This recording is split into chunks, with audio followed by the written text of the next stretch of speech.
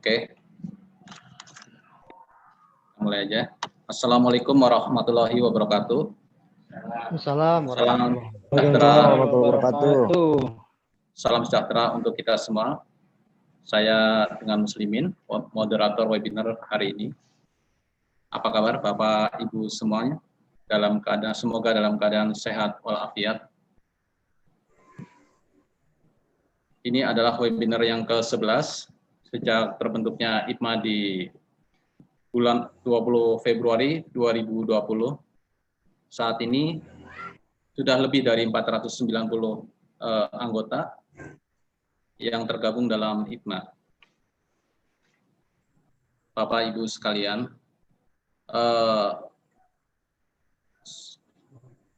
apabila Bapak Ibu mau bergabung, silakan mendaftarkan di website IPMA, ipma-building.org. Baik Bapak Ibu semuanya, sebelum kita memperkenalkan guest speaker kita hari ini, kita akan bacakan tata tertib webinar berlangsung. Silakan Pak Andi untuk membacakan safety induction-nya.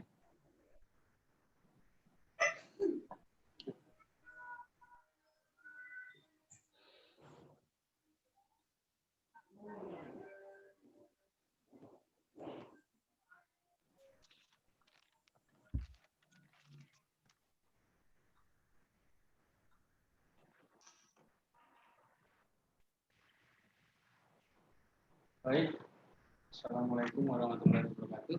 Waalaikumsalam warahmatullahi wabarakatuh. Dan selamat pagi, Bapak dan Ibu. Kami hormati dan Ketua Umum IPMA Bapak Suryadi. Untuk tata tertib kegiatan kita di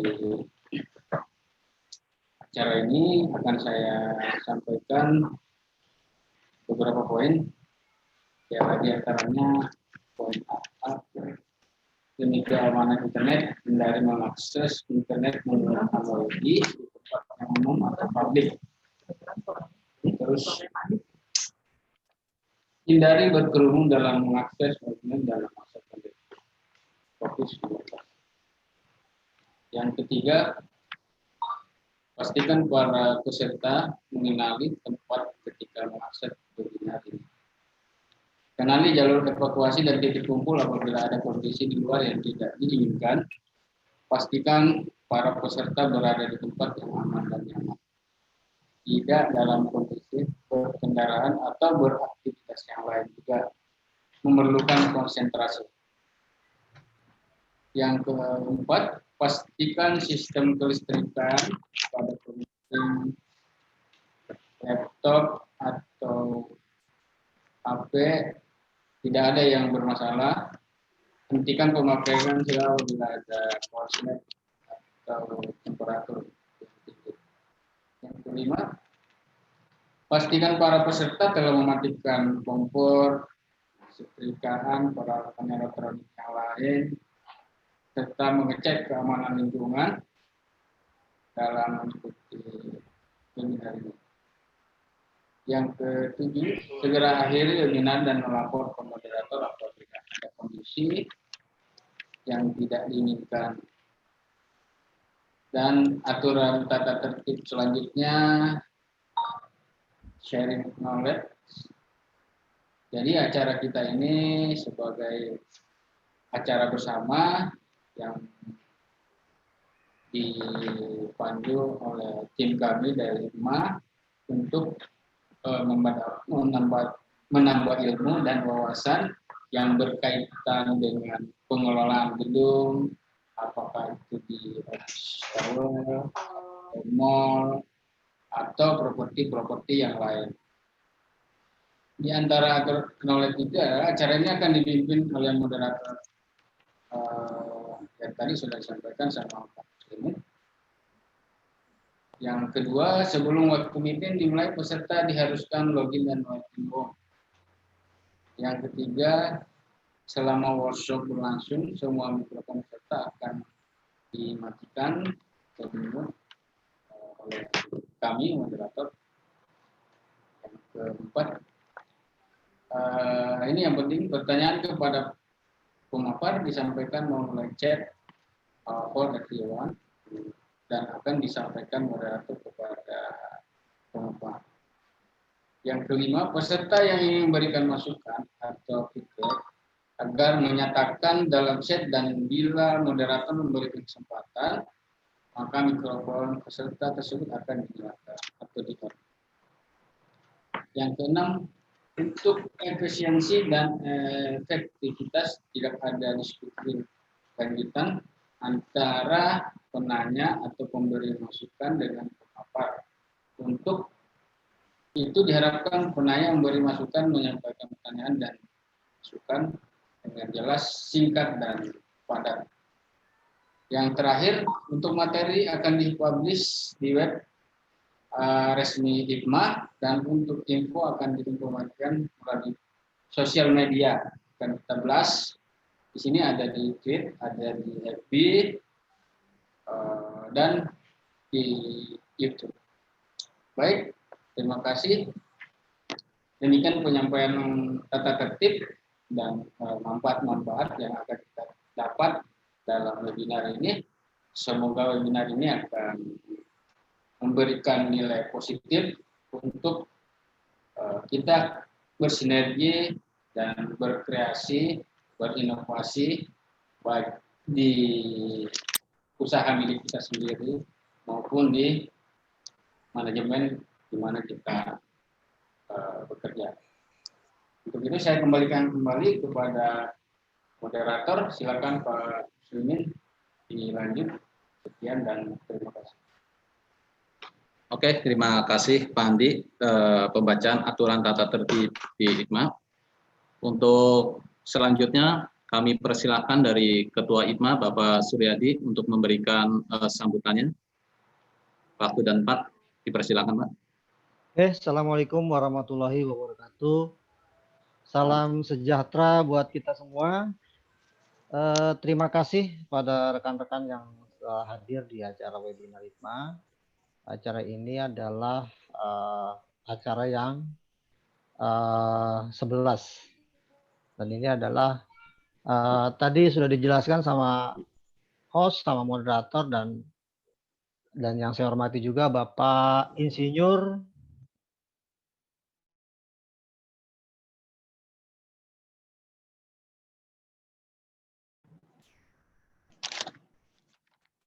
Cerenal, Pak. Bapak Insinyur Cerenal. Kemudian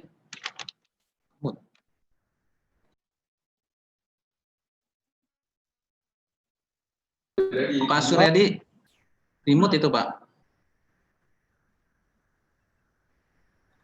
saya ulangi.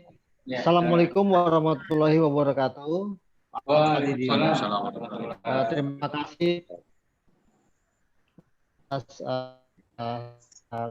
teman-teman yang hadir di sini di acara webinar kita yang membahas kali ini adalah tentang peran KWH meter dalam pengelolaan suplai listrik pada gedung bertingkat. Dan saya juga ucapkan terima kasih kepada narasumber, yaitu Bapak Insinyur Jairinal Zainuddin. Betul ya Pak ya? Beliau adalah ahli dalam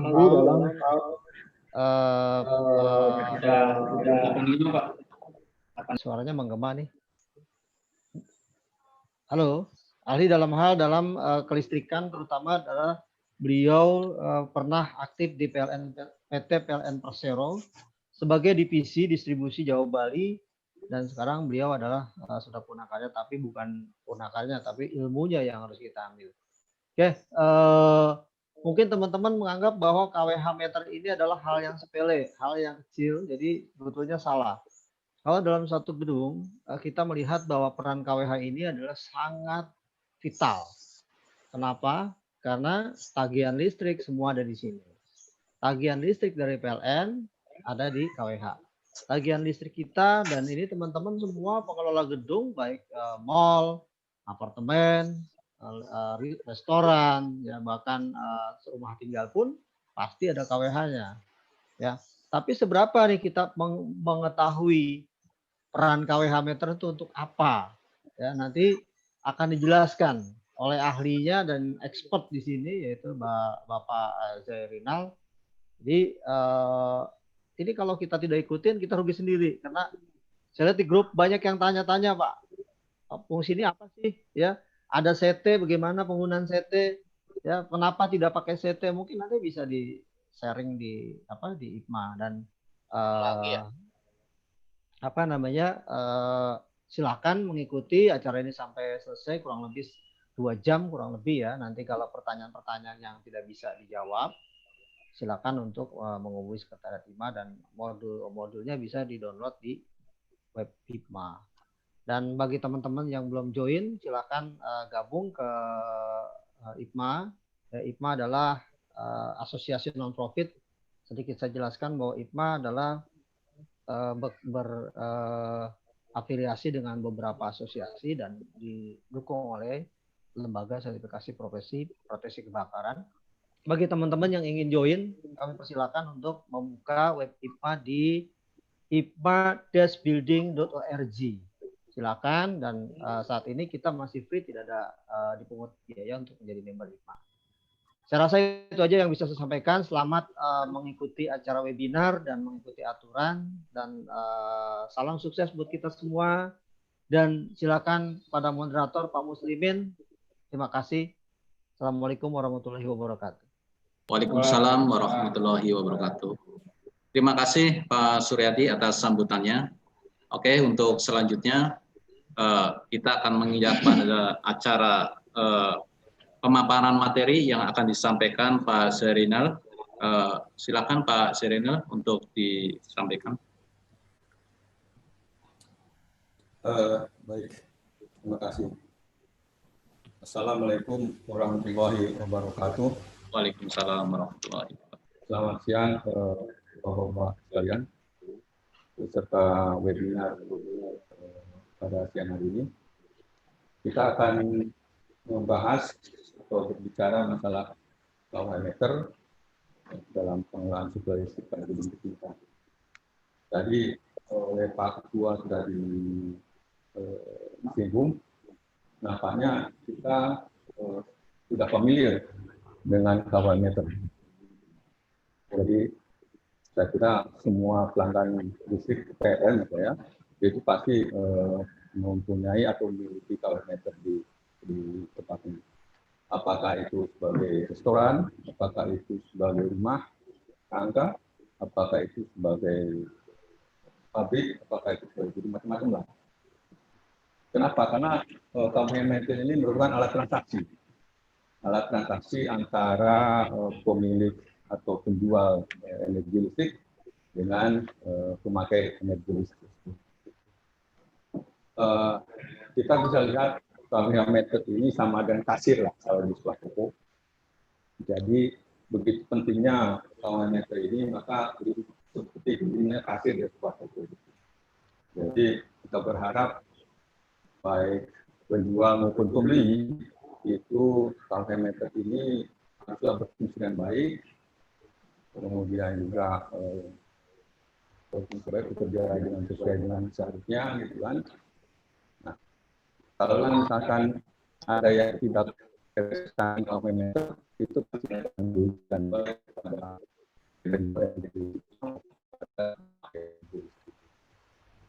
Oke, itu yang KW meter itu.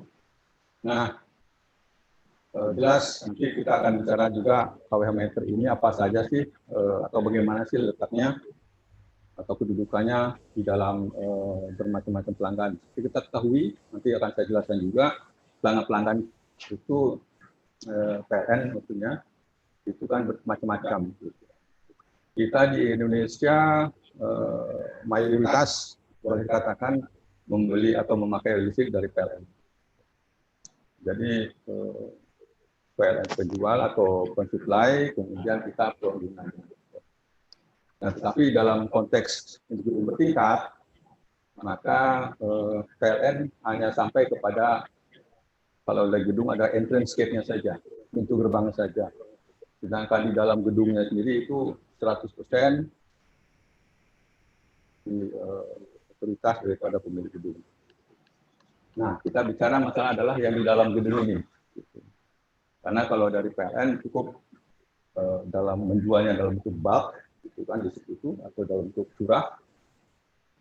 Nanti kemudian pemilik gedung lah yang akan mengelola bagaimana nanti pendistribusiannya, bagaimana pengelolaan selanjutnya di dalam gedung tersebut. Pada kesempatan ini kita akan lihat dalam pengelolaan suplai listrik pada pengisi gedung atau penempat gedung atau yang berada dalam gedung bertingkat tersebut. Itu sedikit mata dialah dari judul. Silahkan Pak Pak. Sebagai pendahuluan, di sini sedikit teknis, tapi teknis sangat umum sekali saya kira.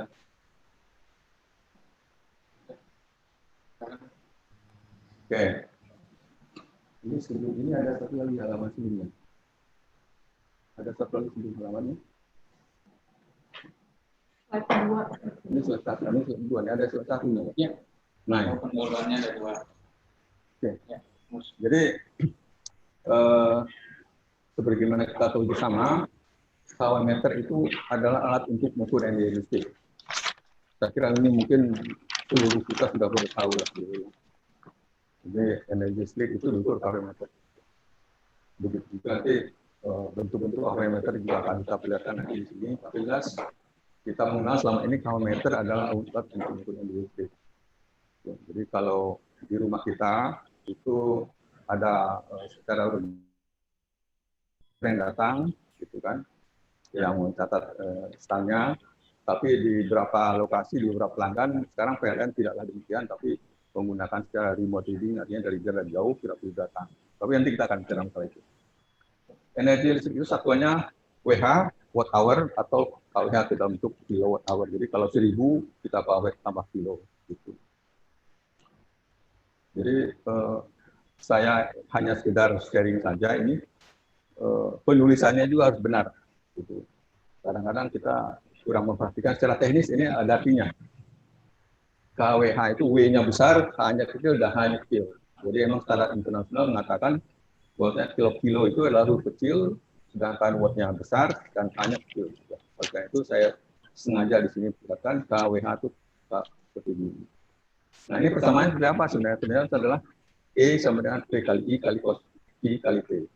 Nah, di mana E itu adalah energinya, dua Pak. E itu adalah energinya, sedangkan P itu adalah tegangan, satuannya adalah volt, kemudian I itu adalah arus. Nah, kemudian cos V faktor daya, gitu kan. Untuk konsumen rumah tangga itu biasanya cosnya itu adalah 1. Sudah itu apa? Sudut adalah sudut antara tegangan dengan arus atau sudut antara daya semu dengan daya aktif. Nah, seperti yang diperlihatkan di dalam baik dulu Pak. Seperti yang diperlihatkan nah ini kemudian T adalah waktu atau jam ya. Ini satuannya karena tadi watt hour bagi kalau ini kan berarti T itu adalah satuannya dalam jam. Sedangkan watt itu adalah V kali I. Di V kali cos I itu adalah watt ya. Kalau dalam ilmu fisikanya atau ilmu elektriknya, kemudian T-nya adalah jam, jadi watt hour. Gitu. Lanjut Pak. Nah, V di sini adalah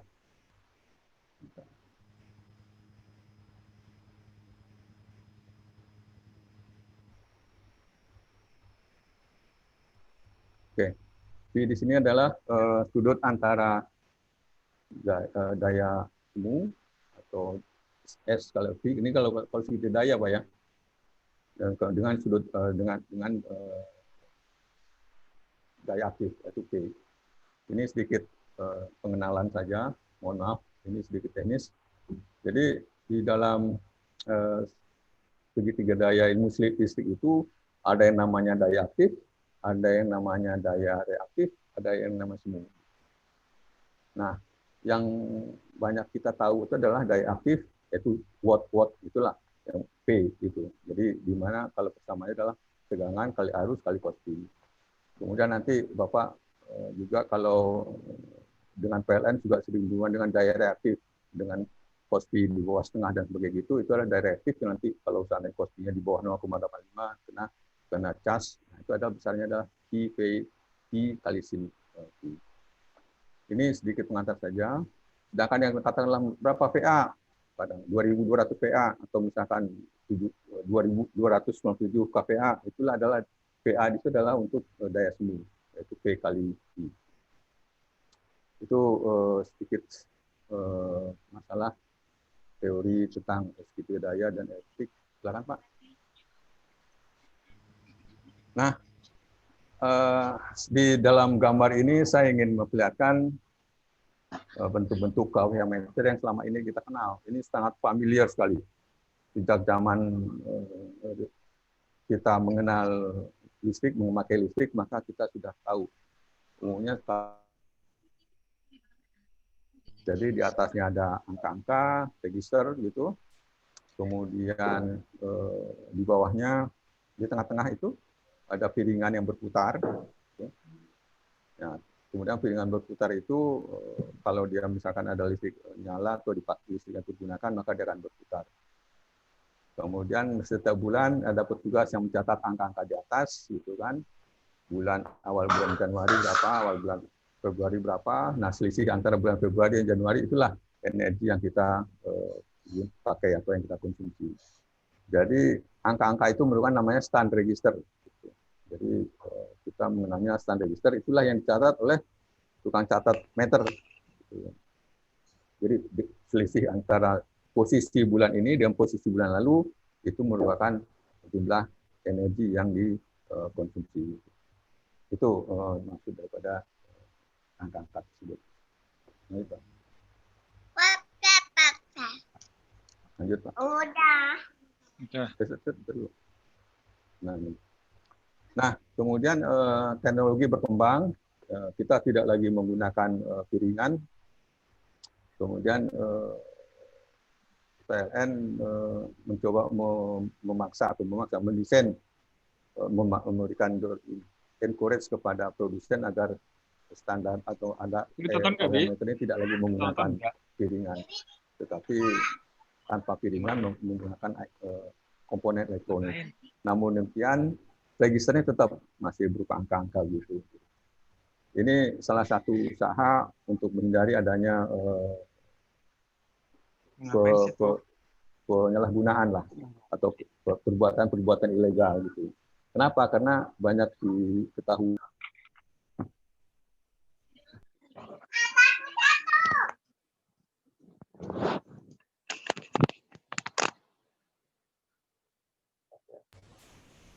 Oke. Karena kalau seandainya pakai piringan itu, maka ada besar kemungkinan, banyak kemungkinan ada hal-hal pelanggan atau masyarakat yang mengakalinya dengan cara bermacam cara sehingga piringannya tidak berputar, sehingga KWH-nya tidak berfungsi walaupun dia menggunakan energi listrik sendiri. Dalam kaitan itu maka banyaklah terjadi kehilangan atau losses atau bahkan mungkin namanya pencurian energi listrik. Nah, dengan dihilangkannya piringan putar itu, maka kita harapkan kesempatan, kemungkinan untuk melakukan perbuatan penyalahgunaan itu bisa dikurangi. Namun demikian, ini untuk masa-masa transisi itu, registernya masih menggunakan register tempel dulu, jadi masih ada angka-angka begitu. Jadi masih analog registernya. Lanjut Pak. Nah, sedangkan di gedung-gedung tingkat yang banyak saya lihat dan saya saksikan, ini sangat sederhana sekali KWH meternya. Gitu. Jadi karena mungkin banyak dia, jadi dalam satu lantai dikumpulkan dalam satu lemari khusus, gitu kan, KWH meter segini dideretkan. Gitu. Kalau lagi KWH meter di apartemen itu satu lantai ada misalkan 30 kamar, maka KWH meter gini berjejer sebanyak 30. Dan itu diletakkan di dalam satu lemari khusus yang bisa dilihat hanya oleh pihak tertentu dan sangat aman sekali. Kenapa? Karena kalau dia sedikit smart, maka pelanggannya sedikit smart dalam tanda petik, gitu kan, maka dia bisa mengutak-atik wiring dan sebagainya sehingga yang akan mempengaruhi hasil tampilan dari KWH. Oke, lanjut. Nah, jadi yang konvensional sebenarnya penggunaan kawah meter untuk apa? Gitu kan? Sebenarnya kawah meter itu untuk mengukur energi listrik yang dipakai oleh konsumen selama waktu tertentu, gitu, yang dinyatakan dalam satuan KWH. Jadi memang kita sudah familiar sekali dengan KWH, bahkan jadi WH pun sebenarnya tidak populer gitu. Jadi KWH ini bahkan harga listrik pun udahlah berdasarkan per KWH. Gitu. Kita tahu sekarang harga listrik per KWH 1.457, terus berapa 97, kemudian 67, kemudian kemarin ramai sekali beberapa hari kemarin akan turun sebanyak Rp22,5. Nah ini itu harga listrik. Jadi data pemakaian energi listrik tersebut dikalikan dengan harga per KWH-nya, maka terbitlah rekening. Sederhana sebenarnya, gitu kan. Jadi tadi saya bilang delta tampilan dari register itu, ya bulan katakanlah 1 Januari dengan 1 Desember berapa, 1 Januari berapa, selisihnya, kemudian itulah jadikan KWH pakai, kemudian dikalikan dengan harga berapa satu KWH, itulah terbit rekening listrik, itulah yang harus dibayar. Maaf sebentar, suaranya kurang kenceng Pak. Mungkin dari headsetnya bisa di Mas. Oke.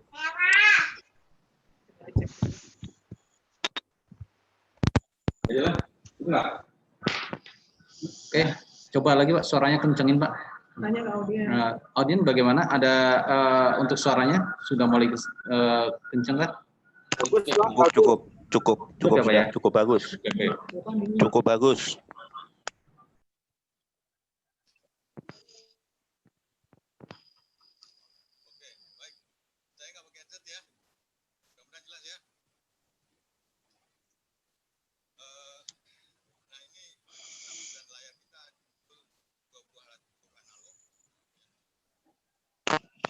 Hilang, suaranya mengecil. Suaranya mengecil, Pak. Maaf, Pak. Suaranya mengecil. Suaranya mengecil, maaf Pak. Suaranya mengecil. Tidak. Pak, ini mungkin lebih jelas Pak ya? Ya, jelas ini ya, jelas ini. Jelas, Pak. Oke. Ini jelas. Jadi gini, nah di layar kita muncul, saya perlihatkan 2 buah alat ukur. Jadi ada, ini analog semua, alat ukur analog gitu kan, alat ukur ampere meter dan voltmeter. Jadi di beberapa panel atau di beberapa instalasi listrik kita masih sering lihat sekali ya di gedung-gedung juga gitu, gedung bertingkat ada panel listrik yang kok udah maju dulu Pak. Nah, yang menunjukkan adanya alat-alat ukur seperti itu, ampere meternya ya, kemudian voltmeter. Nah, ini artinya ada voltmeter yang sebelah kanan artinya P ini. Gitu. Jadi semuanya masih dalam bentuk analog gitu. Sudah lanjut, Pak. Halaman berikutnya. Oke. Nah, kemudian ini juga dalam alat ukur semua kilowatt, kemudian ada cost fee-nya, ada frekuensi. Jadi kalau kita mau lihat dari suatu panel listrik, maka alat-alat ukur ini masing-masing ada satu. Gitu. Jadi kalau kita mau mengukur tegangan ada satu alat ukur, mengukur arus ada satu alat ukurnya, mengukur daya ada satu alat ukurnya, begitu juga ada cost fee-nya ada satu alat ukur, bahkan frekuensi pun ada satu ukur. Nanti kita akan lihat semua alat ukur itu bisa digantikan oleh satu alat ukur saja yang namanya KW meter baru dengan alat perkembangannya. Lanjut Pak. Ya, jadi kalaulah kita lihat, maka alat-alat ukur itu sebenarnya sekian banyaknya alat ukur tadi, kita bisa menggantikan dengan satu alat ukur saja, namanya jadi KW meter, tapi yang sudah dikembangkan. Gitu.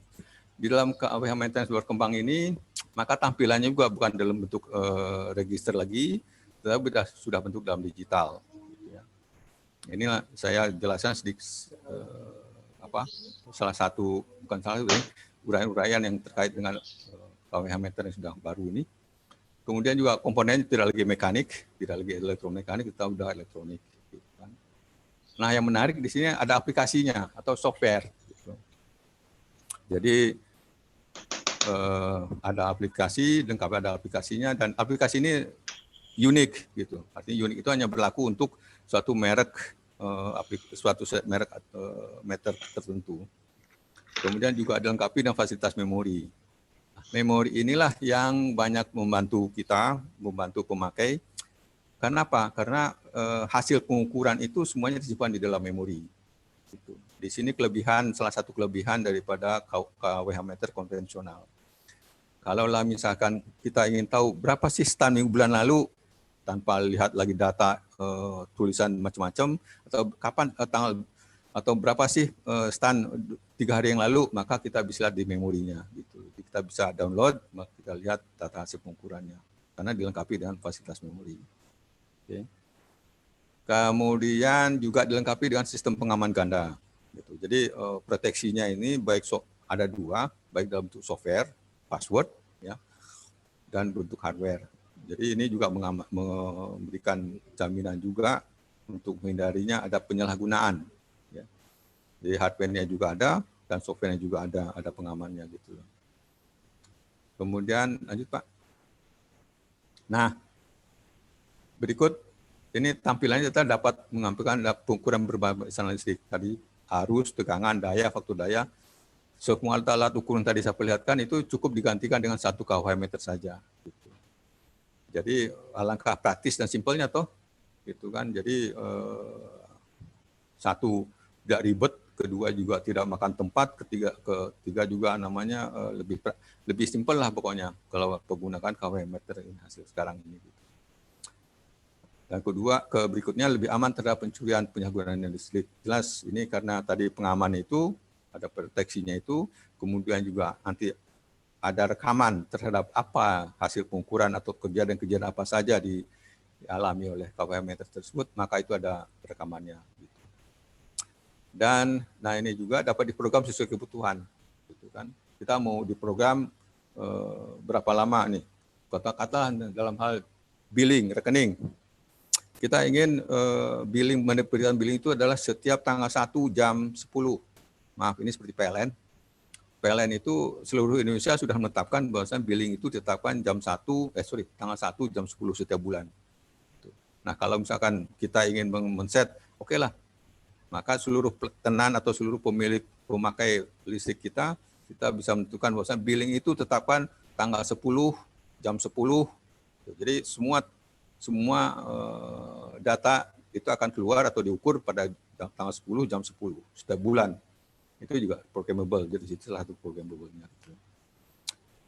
Berikutnya pembacaan hasil pengukuran dapat dilakukan secara lokal, ya, bisa lokal, gitu kan, artinya di setempat, gitu. Kemudian juga bisa di jarak jauh remote, gitu. Dan ini melalui media komunikasi tertentu, bisa lewat radio frekuensi, lewat Bluetooth, lewat JF, GSM, GPRS.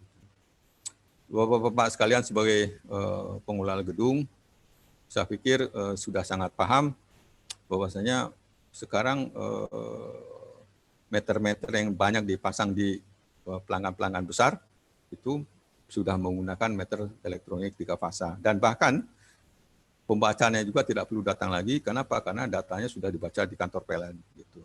Jadi secara otomatis data yang untuk billing, itu data yang tanggal 1 jam 10 itu sudah bisa terkirim langsung ke kantor PLN. Jadi tidak perlu lagi ada petugas charter yang datang ke lokasi atau rumah atau kantor Bapak. Ya. Maaf Pak Jerenal, ada pertanyaan dari Pak Saud Gunawan ini untuk jamnya jam 10 malam atau jam 10 pagi, Pak? Jam 10 pagi, Pak. Jam 10 pagi. Jam 10 pagi. Gitu. Oke, Pak. Terima kasih. Ya. Bisa dilanjutkan. Baik, lanjut ya. Nanti kalau mengenai PLN nanti bagian akhir saya akan cerita juga banyak tentang PLN. Ini oke.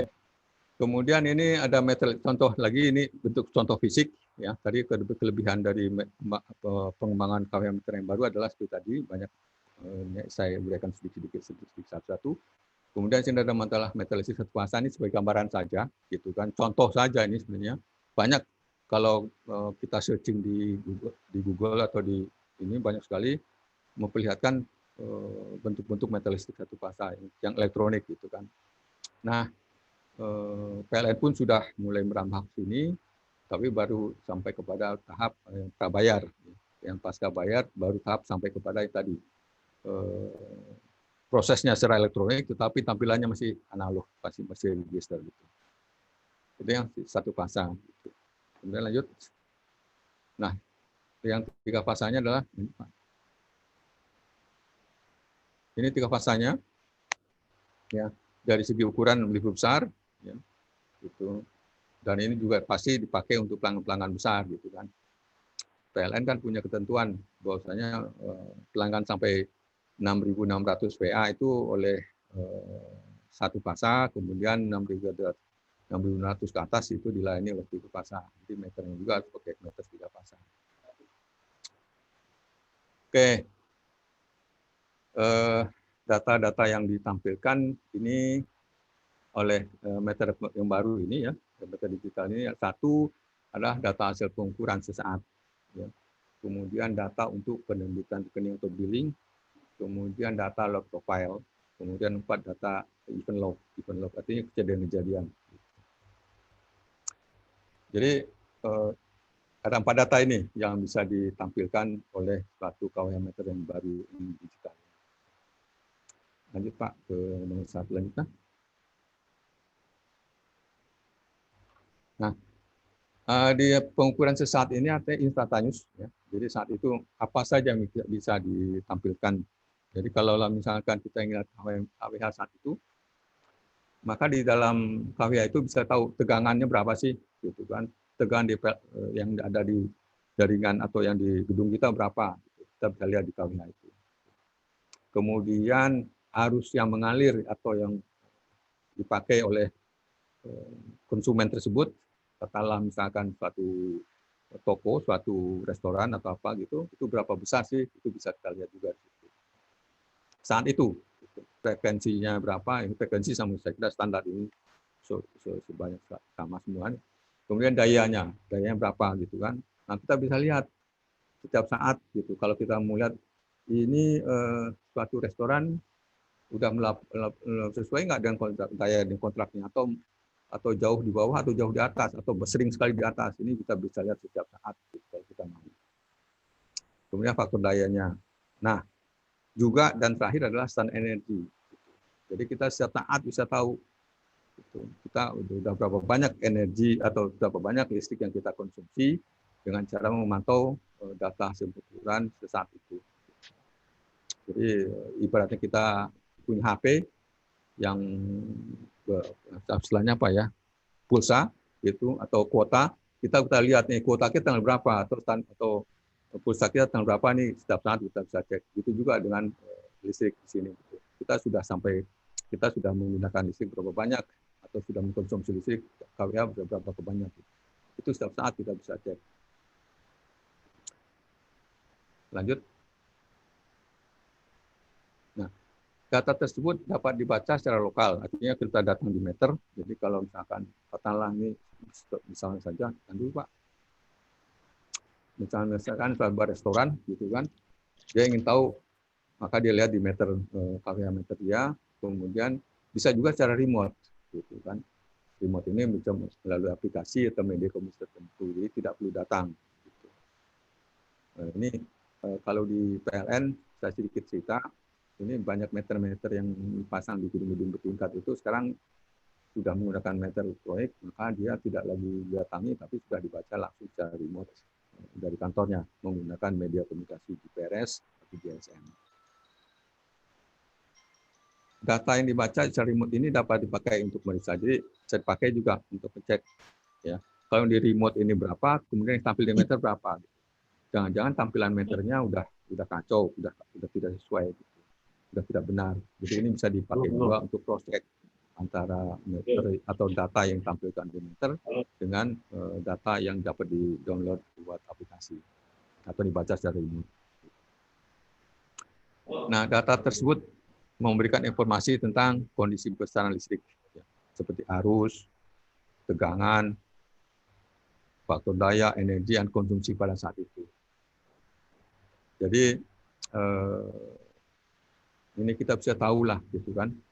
Ini kalau misalkan dayanya berapa, atau arusnya besar atau arusnya kecil, daya kurang atau daya lebih daripada dari yang dikontrak, itu bisa kita tahu dari data-data tersebut. Lanjut Pak.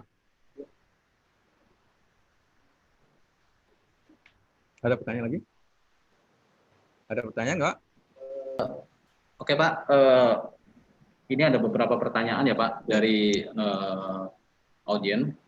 Yang pertama adalah, apakah KWH meter itu makin lama putarannya makin melemah? Ada nggak kemungkinan seperti itu gitu Pak? Oke, kalau misalkan elektromekanik mungkin saja, itu kan mungkin saja karena nama juga aus, kemudian yang nama juga ada lifetime-nya, gitu. Tapi saya pikir yang KWH meter tempo lama itu juga cukup kuat, ya. Jadi bahkan sampai sekarang ada juga sudah puluhan tahun masih bisa.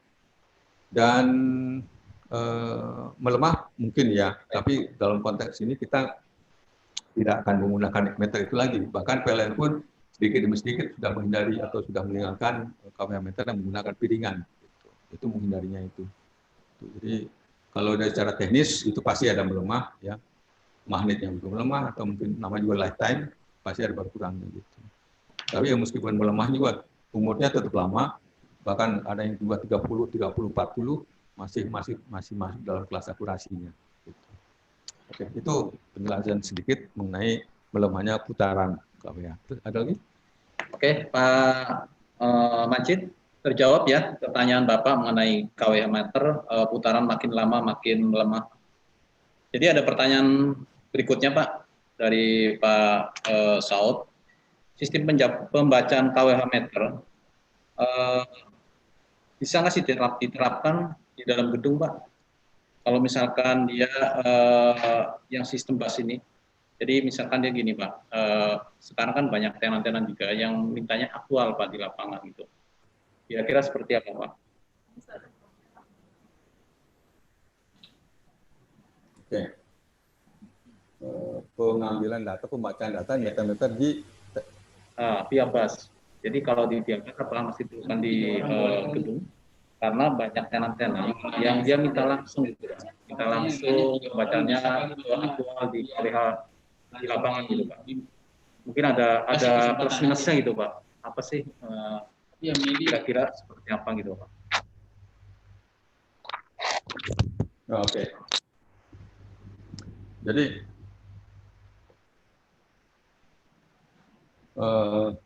pembacaan di meter di gedung ya. Betul Pak. Kalau pembacaan meter di gedung itu makanya kalau misalkan salah satu caranya bisa pasti datang langsung ke meternya sendiri. Okay. Namanya secara lokal. Jadi datang ke lokasi kemudian kita catat. Tapi ada juga pakai dari jarak jauh itu pakai Bluetooth itu juga ada. Jadi cukup pakai Bluetooth saja maka datanya pindah ke HP gitu kan. Nah kemudian data itu sudah ada di sumber HP. Kemudian bisa diproses sampai rekeningnya gitu.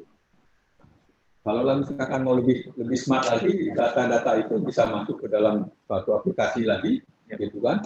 Jadi menghasilkan semacam ya udah tagihan kepada tenan.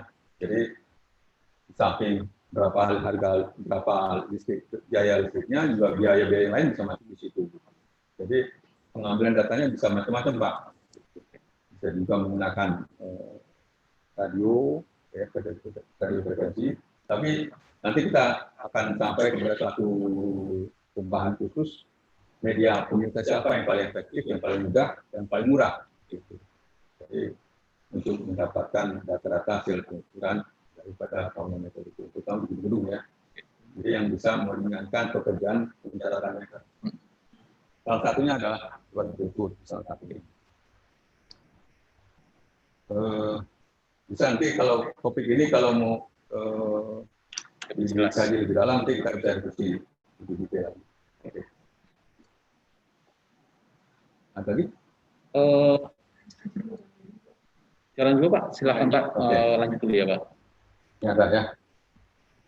Nah ini salah satu contoh atau tampilan saja ini, ya, dari sebuah meter. Ya. Ini salah satu. Ya. Jadi kalau kita lihat di sini ada nama-namanya kan, ada data-data apa saja yang kita lihat ini. Ada tegangannya, kemudian ada energinya, ada arus, kemudian ada dayanya. Jadi ini adalah contoh, ini contoh saja nih yang bisa ditampilkan dari sebuah meter elektronik untuk ukuran instantanis atau ukuran sesaat. Nah, beda lain merek meter, lain lagi tampilan-tampilannya.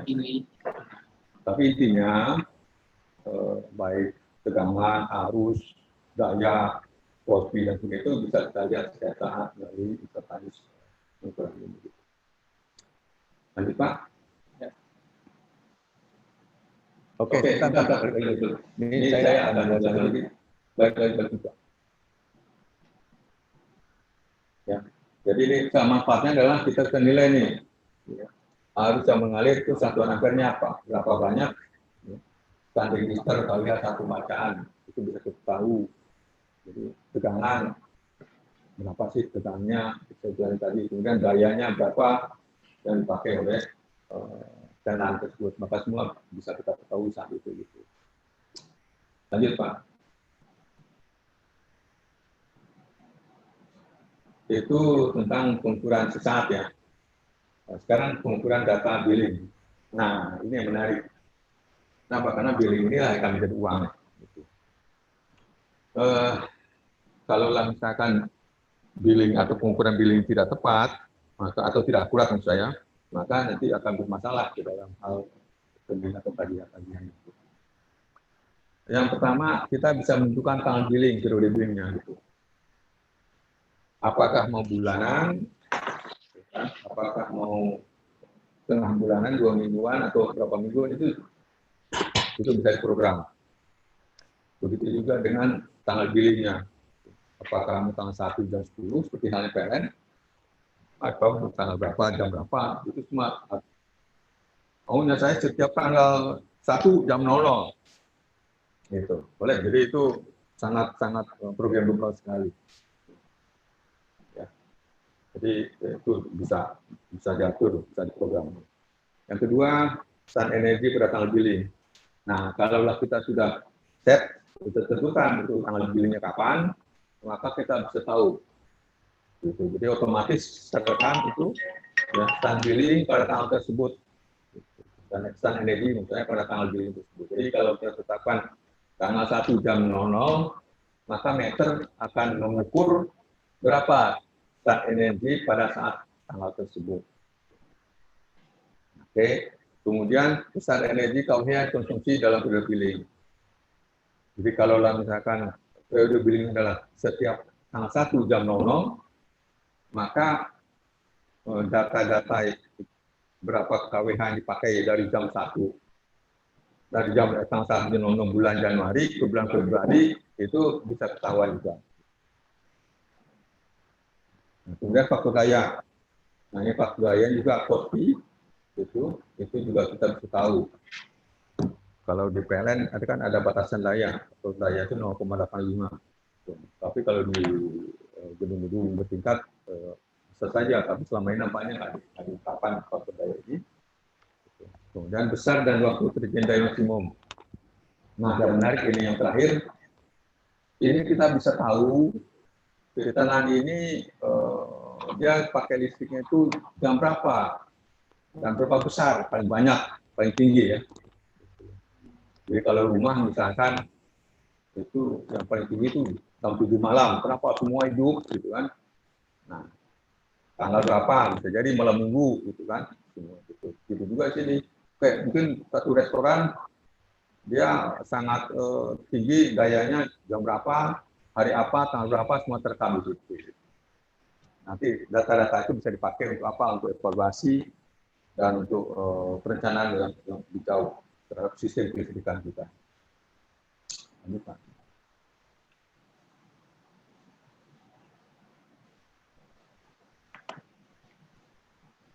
Oke. Data billing dapat dipakai untuk apa? Nah, ini mengetahui pemakaian listrik atau billing pada bulan berjalan dan bulan-bulan sebelumnya. Nah, yang menarik di sini kita bisa tahu billing bulan ini, historinya berapa kan sekarang bulan September. Ya, jadi pemakaian selama bulan September kita bayar bulan Oktober itu sekian kWh. Lalu bulan Agustus berapa? Nah, kalau di konvensional, kalau yang konvensional kita nggak punya datanya gitu. Paling-paling kalau kita mau lihatlah rekening-rekening sebelumnya kan. Tapi kalau di kWh meter yang sekarang ini, maka kita bisa download saja di kWh meter tersebut itu berapa. Jadi mungkin dalam waktu setahun ke belakang, berapa bulan sebelum belakangnya kita tahu, oh bulan Agustus kita pakai konsumsi listriknya sekian, bulan Juli sekian, bulan Juni sekian gitu. Itu bisa kita tahu. Jadi mudah melacaknya. Kemudian untuk apa? Untuk dipakai untuk konsumen yang menggunakan PF rendah di bawah 0,5. Nah, kalau misalkan kita menggunakan memberikan tagihan atau penalti kepada tenan yang menggunakan PF rendah, ya, bagaimana PLN, maka kita bisa tahu nih tenan mana saja yang menggunakan PF-nya rendah gitu, dari data tersebut. Kemudian mengetahui besar dan waktu terjadi daya maksimum. Oke, sama tadi yang menerbitkan rekening listrik atau billing konsumen. Jadi kalau misalkan tadi rekening 1 bulan sudah tahu, kalau hanya misalnya dan kita sudah tahu, maka kita bisa ditransfer ke dalam bentuk rupiahnya. Gitu. Lanjut Pak. Oke, ini sebagai salah satu contoh saja. Histori 1, histori 2, histori 3 ini yang perlihatkan konsumsi listrik di bulan sekarang, kemudian bulan sebelumnya dan bulan sebelumnya. Gitu. Jadi ini karena dia punya kita memori, maka data-data tersebut disimpan ada disimpan di dalam meter. Maka ini kita bisa tunggu, bisa download, bisa kita tahu. Gitu.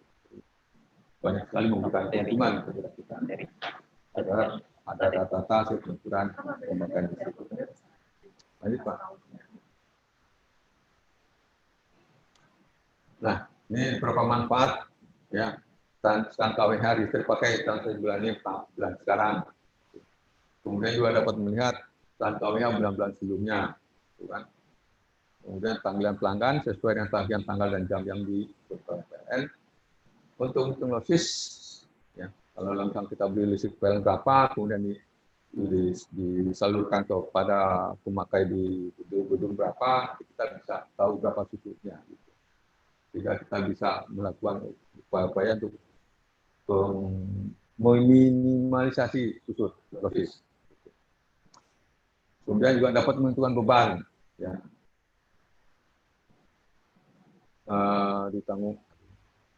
Dapat menentukan beban ditanggung oleh pihak pelanggan, misalkan dilakukan dalam. Jadi losses ini bagaimana? Gitu. Tapi ini kembali lagi kepada kebijakan masing-masing. Oke, lanjut Pak.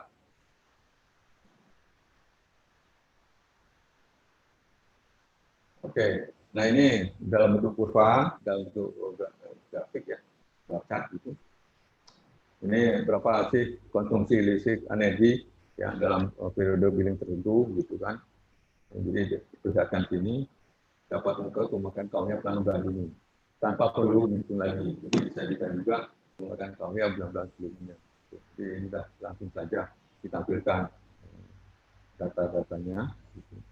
Di dalam bentuk kurva-kurva begini. Jadi sangat informatif kepada pengelolaan gedung-gedung. Lanjut Pak. Ya. Nah, itu juga ini Building dapat mengetahui rata-rata PF, ya, power factor dari masing-masing pelanggan. Ya. Jadi kenapa? Karena PLN kalau dia power factor yang di pelanggan itu di bawah 0,5, maka ditagihkan daya energi reaktifnya ditagihkan. Jadi kita bisa melihat nih, ada nggak pelanggan-pelanggan atau pemakai listrik atau tenang kita di gedung itu yang menggunakan listriknya dengan power factor yang sangat rendah.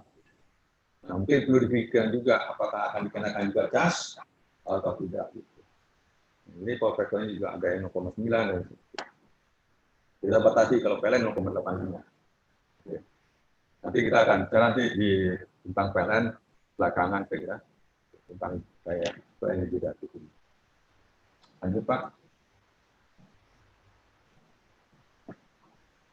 Nah, ini di sini nilai maksimum KW ya. Jadi ini bisa diketahui kapan kejadiannya, kemudian berapa besar. Jadi ini juga dalam bentuk kurva ya, dalam setiap bulannya bisa perlihatkan juga. Jadi potong beban maksimum pelanggan yang pernah terjadi dalam 1 bulan. Kalau misalkan maksimum itu ternyata sering melebihi daripada daya kontraknya, maka mungkin perlu dipertanyakan atau perlu dipikirkan kembali. Nampaknya daya kontraknya perlu ditingkatkan atau diperbesar. Ini salah satu manfaat hasil pengukuran dari KW meter bagi kita pengelola gedung itu dalam hal memberikan suplai listrik yang paling baik kepada tenant-tenant atau pelanggan gedung tersebut. Jadi jangan sampai apa ya, tenan itu menggunakan listrik ya, di luar atau melebihi dari kapasitasnya. Nah, yang paling berbahaya adalah di luar kemampuan daripada hantarannya sendiri. Nah, ini mungkin yang akan berpengaruh kepada entah panas, kepada kabel-kabel yang digunakan, sehingga kalau sudah panas nanti bisa jadi ujung-ujungnya bisa terjadi kebakaran. Kenapa? Ya itu karena daya yang dipakai berlebihan sekali, lebih daripada kontrak. Karena daya ini juga sangat erat kaitannya dengan besaran kemampuan daripada kabel yang dipergunakan di dalam instalasi itu. Pak Cerian, bisa didekatkan dulu mic-nya sedikit, kelihatannya masih ini nggak terlalu kedengeran di audiensnya. Suaranya masih terlalu kecil. Bisa.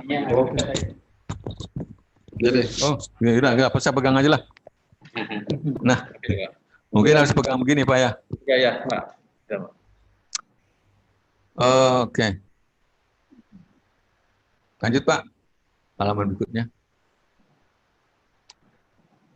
Oke, sekarang ini load profile-nya. Sebentar Pak. Jadi halaman berikutnya.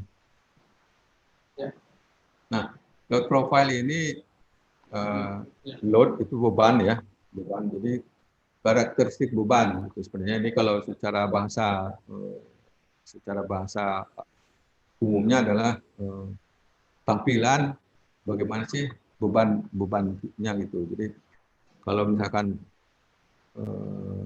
apa saja yang ditampilkan arusnya, arus, tegangan, daya. Jadi kembali hanya besaran-besaran itu saja. Jadi load profile ini dalam katalah mungkin load profile dalam waktu 1 hari. Bagaimana arusnya dalam 1 hari itu? Jadi yang terekam dalam selang waktu tertentu dan ditampilkan dalam bentuk kurva atau grafik tabel. Jadi ini data ini bisa di-catch, ditangkap gitu ya. Itu dalam apakah mau dalam setiap jam, apakah mau dalam setiap 30 menit, apakah dalam bentuk 2 jam, itu programmable. Itu bisa diatur di dalam meternya. Jadi katakanlah misalkan arus setiap jam kita ukur, meter diminta ukur arusnya. Jadi jam 6 pagi, jam 7 pagi, jam 8 pagi, itu setiap jam itu di meter harus mengukur berapa arus yang dipakai oleh pelanggan atau oleh konsumen. Kemudian juga tegangan, gitu kan, setiap jamnya berapa. Gitu. Bisa jadi kalau malam tegangannya lebih tinggi daripada siang. Kenapa? Karena siang banyak yang pakai. Gitu kan. Dayanya setiap saat, setiap jam juga bisa diukur. Oh, kalau pagi wattnya rendah, gitu kan. Siang makin besar, sore makin besar, malam makin besar. Tengah malam turun lagi. Gitu. Itu nanti load profile. Nah, data-data itu kita bisa tampilkan. Tampilnya itu bisa bentuk dalam kurva, ya, dalam angka, itu, atau dalam tabel. Itu tabel itu atau bentuk grafik nanti kita perlihatkan. Lanjut Pak. Jadi data lapor tersebut memberikan informasi tentang lama dan frekuensi listrik padam. Nah, kita bisa tahu di situ. Kenapa? Karena datanya menyebut kalau listrik padam kan arusnya 0, tidak ada arus mengalir kan. Maka kita lihat, oh mulai jam berapa arusnya tidak mengalir atau arusnya 0 sampai jam berapa arusnya akan muncul lagi. Nah di situ kita tahu, oh ternyata padamnya dalam misalkan 3 jam atau 2 jam atau mungkin setengah jam gitu. Yang kedua, besar arus yang mengalir untuk menghindari terjadinya panas berlebihan yang dapat mengakibatkan ini. Jadi seperti saya singgung kata tadi, itu kita juga bisa tahu arus yang mengalirnya berapa besar. Kalau dia banyak sekali arus yang besar sekali setiap saat besar, gitu kan, yang bisa membahayakan daripada isolasi kabelnya, yang bisa mengakibatkan panas berlebihan, ini nampaknya bisa kita ambil langkah antisipatif untuk mengganti kabelnya. Jadi ini data-data itu bisa memberikan keuntungan atau semacam apa feedback lah kepada kita pengelola listrik untuk mengambil langkah-langkah yang tepat. Ketiga, kualitas energi listrik yang dipasok pada konsumen. Nah, ini juga kualitas ini juga perlu diperhatikan. Kalau PLN itu secara aturannya tegangan itu tidak boleh lebih dari plus 5 dan minus 10. Gitu. Jadi kalau dari 220 maka itu plus 5-nya berapa persen dari 5, itu adalah 11 ya, maka 231. Gitu. Tapi minus ke bawahnya nggak boleh kurang dari 10%. Gitu. Nah itu juga bisa kita bisa jadikan ini kualitas kita kepada pengguna listrik di gedung-gedung bertingkat. Atau bisa juga kita lihat berapa lama kita sering padamnya, gitu kan. Dalam 1 bulan kita hanya boleh padam 1 kali dan itu pun tidak boleh lebih dari 1 jam. Nah, itu bisa lihat juga di situ. Apakah suplai listrik kita kepada tenan-tenan ini sesuai dengan kontrak? Itu bisa dilihat di load profile ini. Gitu. Dan yang terakhir nih jawaban terhadap kebutuhan. Nah, kan kadang-kadang banyak juga pelanggan atau konsumen yang mempertanyakan atau mengeluh terhadap pelayanan listrik yang diberikan, gitu kan. Kenapa begini, kenapa begitu, berapa ini, berapa gitu. Nah, dengan adanya data load profile ini maka kita bisa punya data, gitu kan, untuk menjawab atau istilahnya apa ya, memberikan penjelasan lah kepada konsumen terhadap pertanyaan-pertanyaan yang dikeluhkan tersebut. Gitu. Jadi kita bisa bicara dengan data, itu tidak perkiraan-kiraan. Kenapa? Karena ada data yang disimpan oleh memori dalam memori meter kWh tersebut. Itu manfaat-manfaat yang bisa diberikan melalui load profile ini. Baik, Pak. Lanjut. Nah, ini juga salah satu contoh saja. Ya, salah satu contoh hasil daripada pengukuran load profile gitu kan. Jadi seperti ini bentuknya gitu. Ini dalam bentuk tabel-tabel ya. Gitu. Jadi ada arus, ada tegangan ini. Nah, apa saja yang besaran apa saja yang ditampilkan, kemudian periodenya, interval waktunya berapa, itu sebenarnya programmable gitu. Jadi semakin sering maka jumlahnya semakin banyak toh betul-betul. Nah, oleh ini juga terkait dengan kapasitas memori yang dimiliki oleh meter tersebut. Gitu. Kemudian besaran-besaran apa saja yang mau disimpan itu juga sangat mempengaruhi juga gitu. Jadi katakanlah mungkin kita maunya cukup load profile cukup 1 jam sekali dan itu harus bisa menyimpan data untuk arus, tegangan, daya, macam-macam gitu kan selama 1 bulan atau selama 2 bulan gitu. Jadi ini bisa itu semuanya di programmable, bisa diatur. Jadi kita bisa punya data lengkap ya. Oke. Dan jadi intinya untuk program untuk load profile ini mengenai waktu sangat programmable, kemudian mengenai parameter juga sangat programmable. Jadi bisa diatur maunya kita apa. Lanjut, Pak.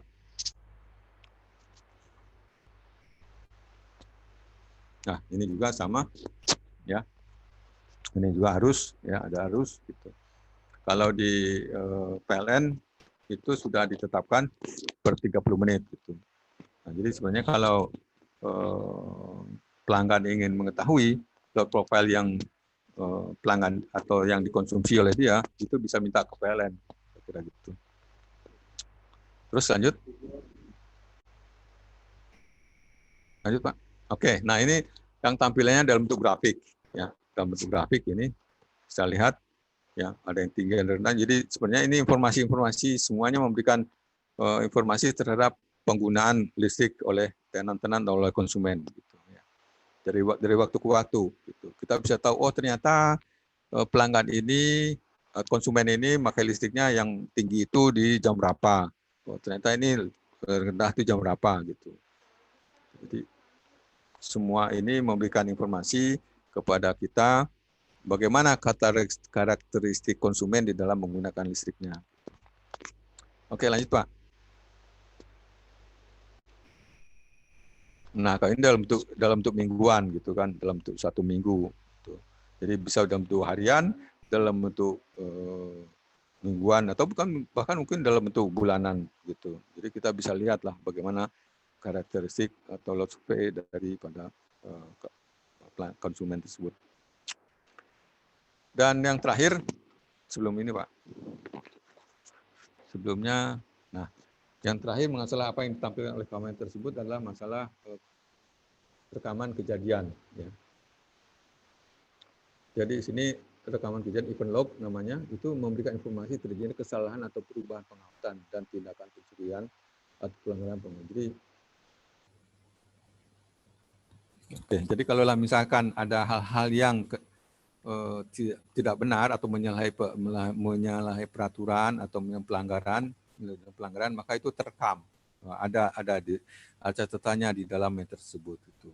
Jadi ini juga membantu mendorong istilahnya apa ya, memberikan informasi lah kepada pengelola gedung kita itu terhadap apa-apa saja. Siapa tahu ada tenan atau pelanggan atau konsumen yang melakukan hal-hal yang tidak pada tempatnya, maka itu semua terekam. Gitu.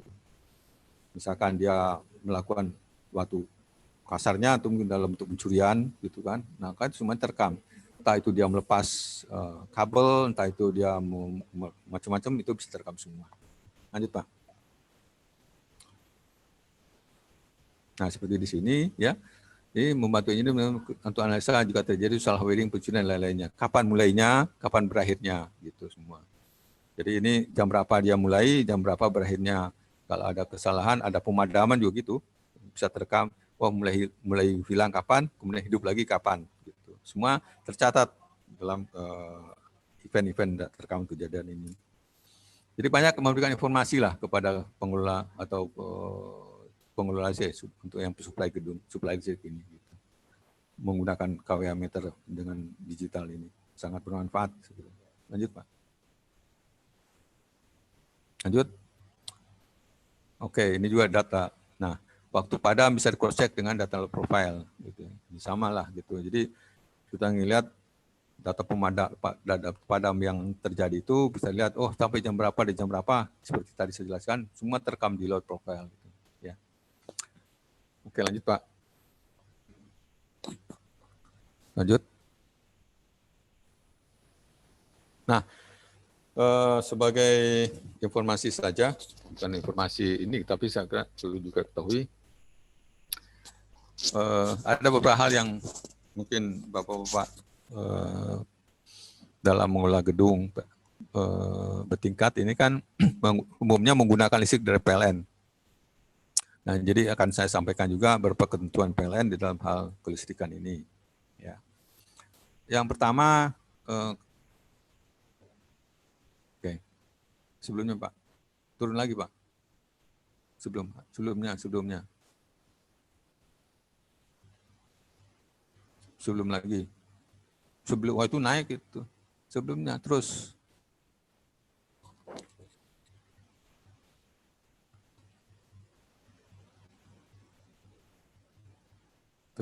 halaman istilahnya. Nah, oke. Ada beberapa ketentuan PLN ini saya kira yang perlu juga kita tahu bersama. kalau misalkan suatu konsumen dengan daya tersambung sebelum ini ada nggak halaman sebelum ini, Pak? Nah, ini.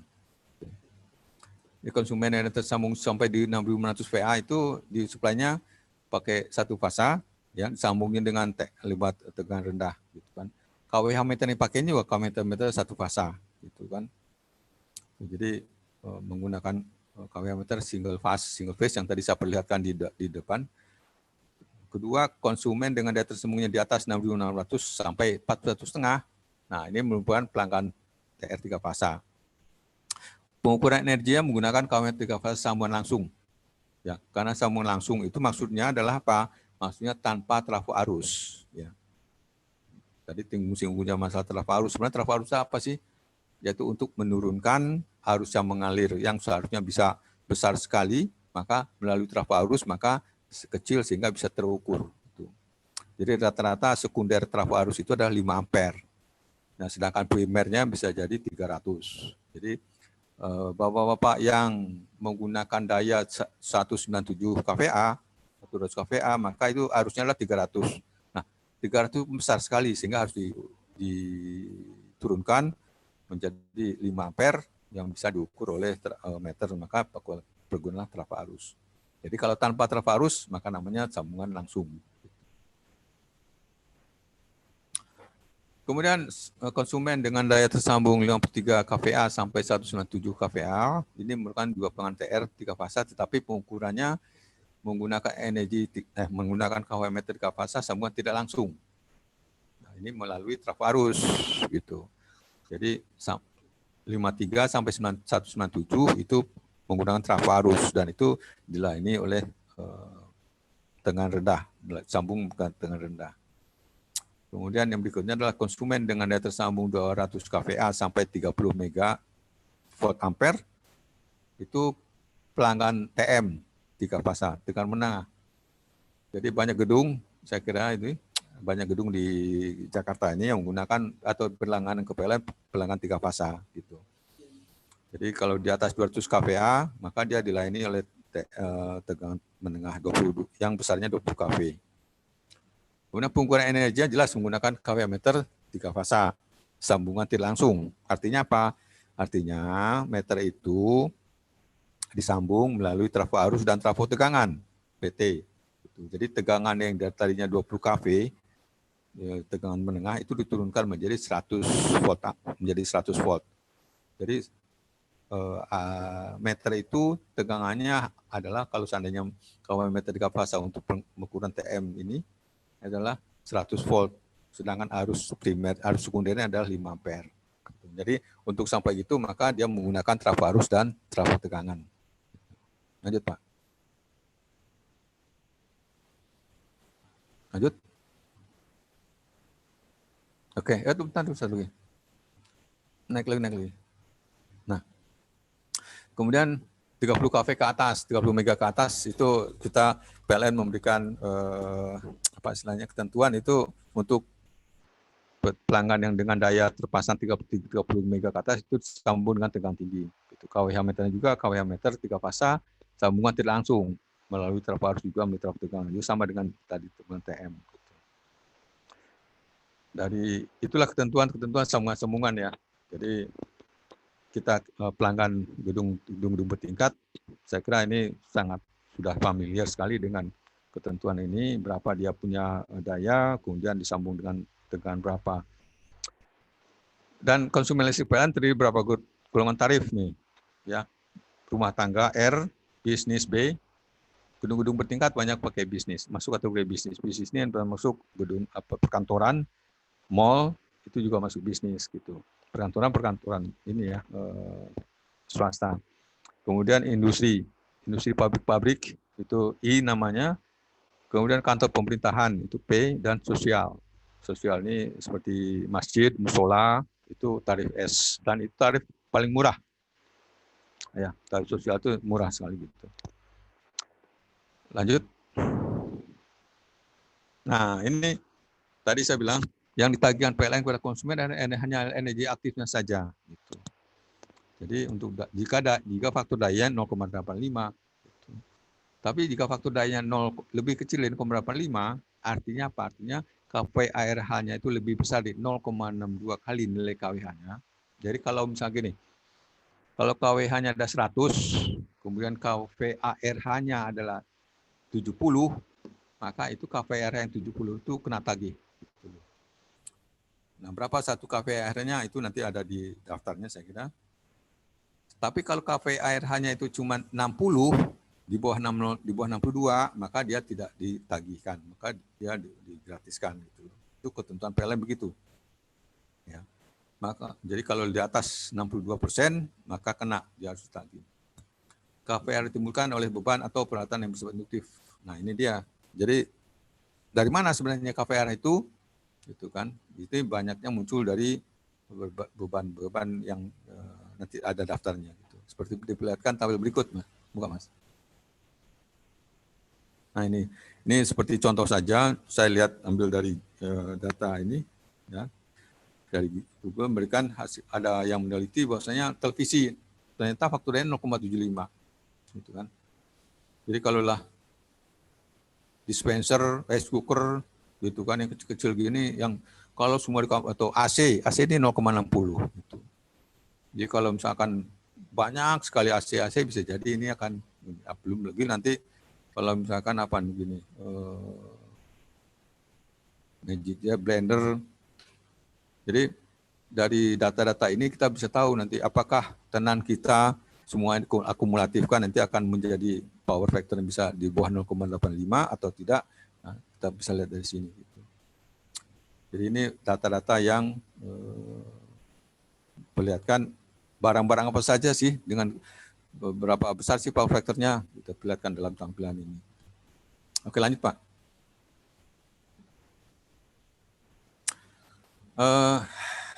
Di dalam slide-slide terakhir ini saya ingin menggambarkan atau menceritakan apa manfaat atau keuntungannya. Jadi penggunaan meter digital atau elektronik memberikan manfaat atau keuntungan itu sebagai berikut ya. Yang pertama, ya, proses pembacaan hasil ukuran bisa lebih cepat, gitu kan. Karena apa? Karena tidak lagi manual, bisa lebih otomatis, gitu ya. Gitu. Jadi tidak diperlukan lagi banyak tenaga untuk membacanya, tapi bisa didapat secara otomatis. Kedua, proses penerimaan rekening atau billing bisa lebih cepat dan tepat waktu, gitu kan. Nah, karena kita sudah ditetapkan, oke, end of billing-nya atau rekeningnya itu terbit tanggal sekian, maka kita semua data-datanya bisa dapatkan sehingga dalam waktu sehari udah bisa di-share, udah bisa diberikan rekeningnya gitu.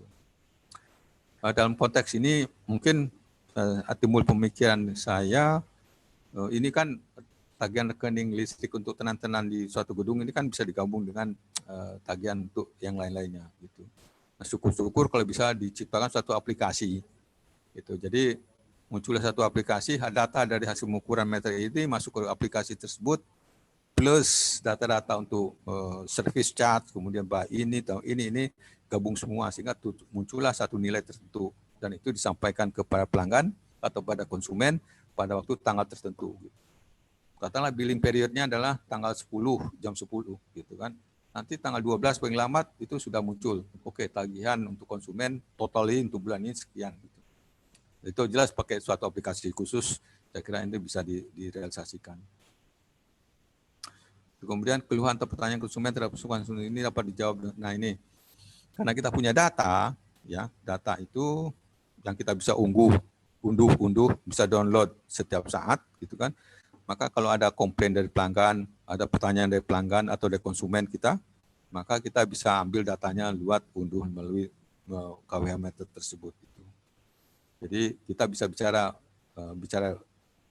lewat melalui data. Jadi tidak artinya diharapkan konsumen bisa lebih puas karena apa? Karena ada data yang mendukung penjelasan kita. Itu manfaatnya kita menggunakan meter digital. Lanjut Pak.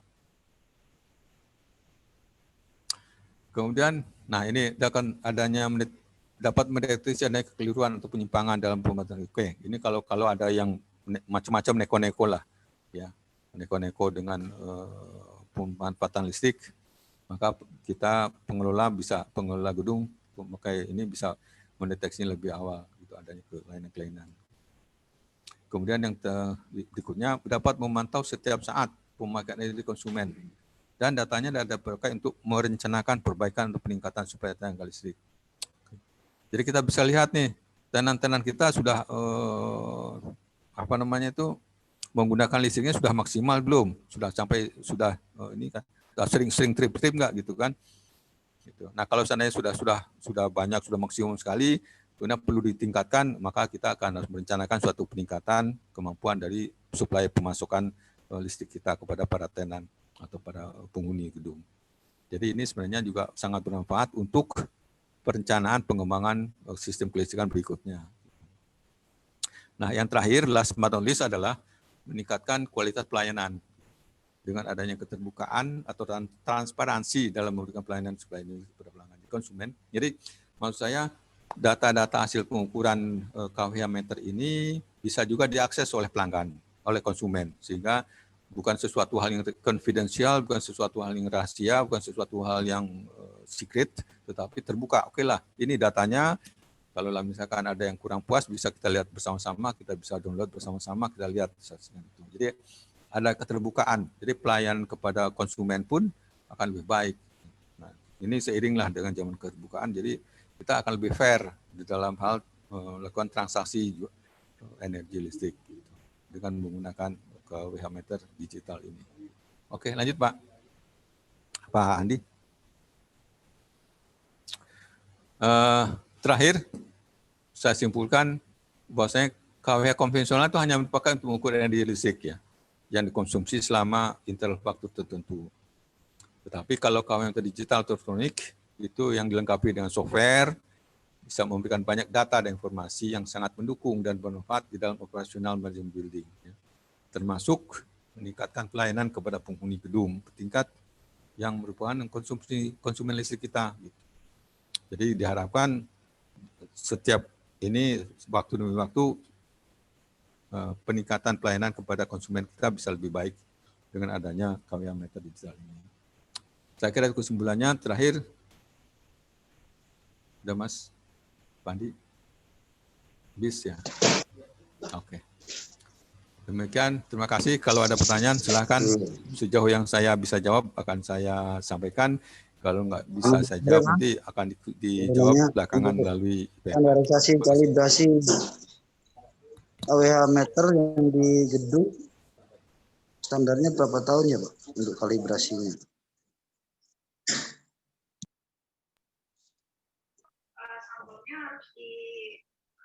Selamat sore Pak.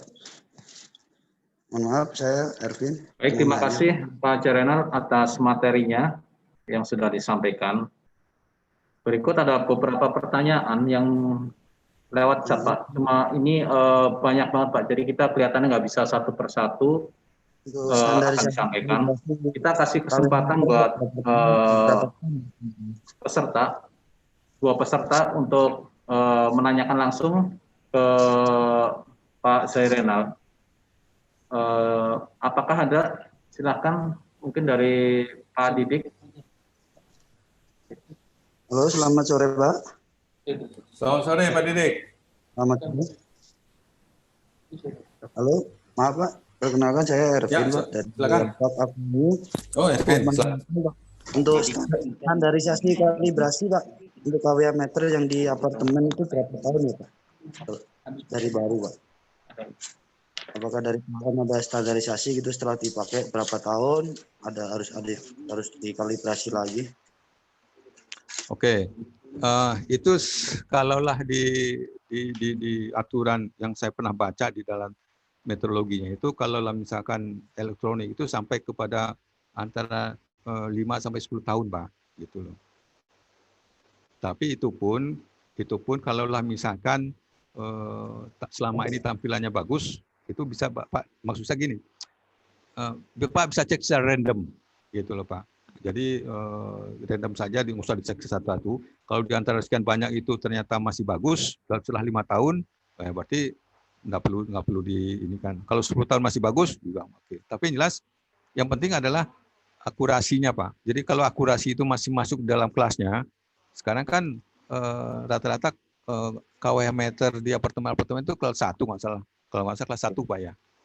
Iya Pak. Iya. Jadi selama errornya itu masih masuk di kelas 1, arti tidak lebih dari 1%, that's okay, nggak ada masalah gitu loh. Oke, iya Pak. Oke, tadi nggak ada standarisasi berapa tahun harus Tidak ada dikalibrasi. tidak ada standar khusus, Pak. Yang penting adalah Bapak harus meyakinkan bahwasanya KWH meter tersebut masih akurat. Akurat itu artinya errornya masih dalam kelasnya gitu, Pak. Oke, siap Pak. Terima kasih Pak pencerahannya. Oke. Terima kasih Baik. banyak. Selamat siang. Sama-sama, Pak. Oke, siang. Berikutnya dari Pak Majid bisa disampaikan pertanyaan.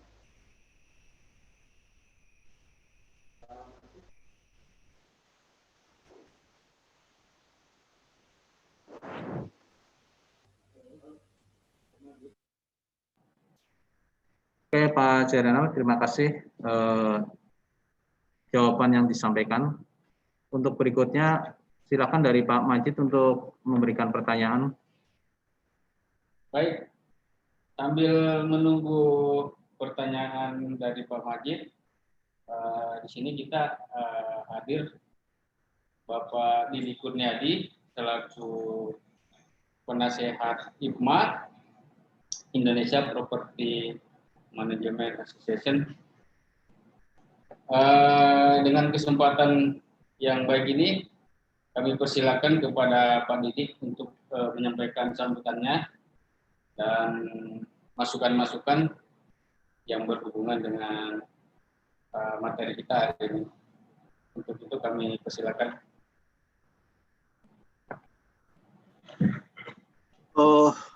Ya, selamat sore Bapak-Bapak semua. Salam engineering dan salam IPMA. Selamat sore, Terima Pak. kasih ya, terima kasih atas kesempatan yang diberikan kepada saya dari Pak Andi Hussein. Salam buat Pak Suryadi juga, Ketum IPMA. Terima kasih banyak ke Pak Zairina yang sudah memberikan presentasi, juga kepada Pak Muhammad Muslimin sebagai moderator. Saya yakin sore ini banyak sekali pencerahan mengenai KWH meter. Saya lihat ada rekan-rekan bertanya di chatting adalah lebih daripada 50. Tentunya bisa diteruskan andaikan tidak bisa di dalam satu forum diskusi webinar ini, jadi di luar webinar. Banyak mestinya sih pertanyaan yang mesti dirangkum dan dijawab. Nanti bisa di-sharing di webnya IPMA. Sangat banyak masalah KWH meter ini saya yakin, karena ada dari mall, rekan-rekan ada yang pakai building automation system, ada yang manual, ada yang di apartemen, ada yang di macam-macam, ada yang di ruko dan lain-lain. Terima kasih sekali lagi atas semuanya, supportnya. Walaupun di hari Sabtu kita tetap semangat untuk mengikuti webinar yang disponsori oleh IPMA dan pengurus juga pembicara lainnya. Mohon dilanjut, silakan. Terima kasih banyak. Selamat sore buat rekan-rekan semuanya. Assalamualaikum. Waalaikumsalam warahmatullahi wabarakatuh. Oke, kami masih menunggu penanya 2 orang untuk secara live dengan narasumber kita. Dari sini aja udah nanti namanya. Pertanyaannya Ya. langsung jawab daripada itu. Mungkin bapak-bapak yang lain silakan Pak. Oh, bacain aja pertanyaan. Oke, masih kesempatan dulu. Tanya dulu, kasihan. Baik, kalau nggak ada pertanyaan dari bapak-bapak, kita akan bacakan yang sudah masuk chat aja ya Pak ya. Ini Bapak Saud, untuk pertanyaannya adalah KWH meter apakah bisa dikalibrasi Pak? Terutama dari PLN Pak. Oke, bisa saja Pak kalibrasi. Jadi kalau misalkan begini, kalau itu kan kalibrasi itu untuk memastikan apakah errornya itu masuk tidak atau tambah besar errornya gitu. Nah, jadi kalau metode yang konvensional itu kalibrasinya secara manual. Secara manual itu dalam artian ya mekanik sih. Tetapi kalau yang sekarang elektronik, maka kalibrasinya adalah ada di software. Jadi kalibrasi dilakukan di softwarenya. Jadi karena ini ada elektronik yang menggunakan aplikasi, maka kalibrasinya juga menggunakan aplikasinya, yang dirubah di aplikasinya. Begitu, Pak. Bisa, Pak. Oke Pak, kalau untuk waktunya sendiri kira-kira kalibrasi berapa lama Pak? Arti kata kalau itu udah berapa umurnya baru dikalibrasi ulang Pak? Ya, kalau misalkan elektromekanik sampai 20 tahun, sampai 25 tahun masih bisa ya. Karena untuk saja apa sih background ya? Nah, yang elektronik ini tadi saya 5 sampai 10 tahun. Tapi bagaimana kalau misalkan kita nggak 5 tahun, kita bisa memastikan apakah meter itu secara random saja kita cek apakah sudah keluar dari errornya atau sudah keluar dari kelasnya atau belum. Nah, kalau seandainya masih bagus semua, gitu, maka tidak perlu dikalibrasi dulu sampai 5 tahun. Tapi nanti kita lihat, kalau dia per 5 tahunan sekali lah kita cek. Oke. Berikutnya adalah ada pertanyaan dari Bapak Surya nih Pak. Untuk lifetime KWH itu sendiri berapa lama Pak? Ya, kalau bisa bertahan 10 tahun itu udah bagus Pak. 10 tahun udah bagus. Dengan catatan dia kondisinya itu ya satu berada di dalam ruangan atau di dalam temperatur yang standar, tidak panas. Yang kedua sesuai dengan humidity-nya, kelembabannya, kan. Jadi selama itu memenuhi ketentuan spesifikasinya, itu ketiga tidak ada gangguan dari luar. Gangguan dari luar itu apa? Misalkan saya kena petir, gitu kan? Petir atau misalkan sering banyak hubung singkat, gitu kan? Spindle wear atau hubung besar, atau misalkan adanya loss kontak. Loss kontak itu membuat panas, dan ini cepat atau lambat akan membuat kobong atau angus komponen-komponen yang atau material yang ada dalam meter ini. Jadi selama tidak ada gangguan semacam itu bisa bertahan 10 tahun. 10 tahun ya. Oke. Berikutnya ada pertanyaan dari Pak Edwin Pak. Sebentar Pak, ini pertanyaannya hilang ya. Berapa Pak pertanyaan saya tuh Pak? Belum dijawab. Ya. Mungkin yang terakhir. Pak Edwin bisa langsung ya. Oke, baik, terima kasih. Ya, perkenalkan nama saya Edwin Bakhtiar. Saya owner engineer untuk proyek yang akan kita bangun mall di Bali. Kita itu proyeknya kurang lebih ada 50 meter dari bibir pantai. Makanya pertanyaan saya yang terakhir adalah pertimbangan utama apa kita dalam pemilihan kilometer digital ini untuk masing-masing tenan. Karena kita sangat dekat dengan pantai dan apakah ada pengaruhnya udara laut itu terhadap tapping atau kabel daripada si KWH meter ini Pak. Terima kasih ringkasnya Pak. Oke, betul Pak. Makasih banyak Pak Edwin. Selamat dengan sukses dengan proyek barunya mudah-mudahan Pak.